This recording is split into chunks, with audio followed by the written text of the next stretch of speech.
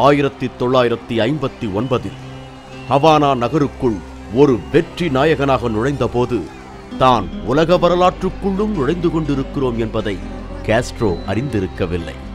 ஒரு தேசியவாதியாகவும் ஜனநாயகவாதியாகவும் தன்னுடைய அரசியல் பயணத்தை துவங்கிய காஸ்ட்ரோ இன்று ஒரு மாபெரும் சர்வதேச தலைவராகவும் உலகெங்கிலும் உள்ள சமூக போராளிகளின் நம்பிக்கை நட்சத்திரமாகவும் உயர்ந்திருக்கிறார்.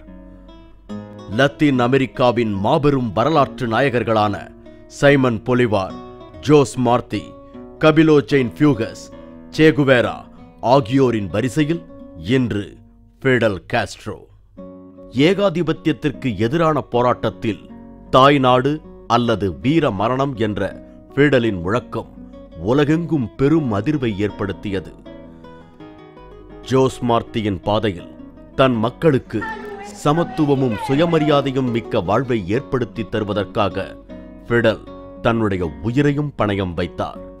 தன் ஏகாதிபத்திய நலன்களுக்கு எதிராக செயல்பட்டதால் அமெரிக்கா ஃபிடெல் காஸ்ட்ரோவை கொல்ல இதுவரை கிட்டத்தட்ட 700 முறை முயற்சித்திருக்கிறது.